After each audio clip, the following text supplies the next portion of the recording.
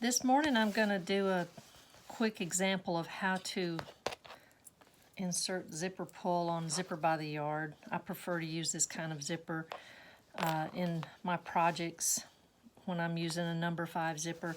These came from My Handmade Space. So you go to myhandmadespace.com. First off, I'm going to cut the edge off so it's not frayed at all and it's a really smooth edge. And yes, I use a rotary cutter, but I use this for leather and nylon zippers and everything. So the blade's kind of old, but it works for what I need it to. So I'm going to go ahead and cut off 11-inch. That's what size I need.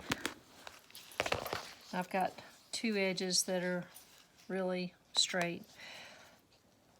I just pull apart one end of it, just maybe an inch or so. I'm going to take the part with the little loop on the top of it where the pull goes. That's going to be facing towards me, and the large openings are going to be facing down. So they're going to be facing towards the zipper. This is where the zipper comes out, and this is going to be facing, these 2 openings are going to be facing towards the zipper itself. I just look for one opening, just say the right, and I put it on the zipper tape. You can see it moves pretty freely.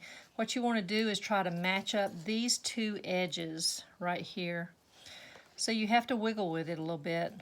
Hold the zipper pull like this. You kind of sandwich the zipper tape in between your 2 fingers, and then push the zipper tape up into the opposite side, the opposite channel. Now, they don't match, they're not even, so what you have to do, or what I do, is kind of push the zipper head up so the tape on this side comes down and the tape on this side goes up. And you do it the best you can until you look and you feel like these 2 edges are even.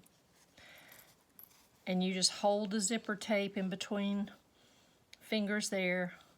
I push with my index finger until I can hear it snap a little bit.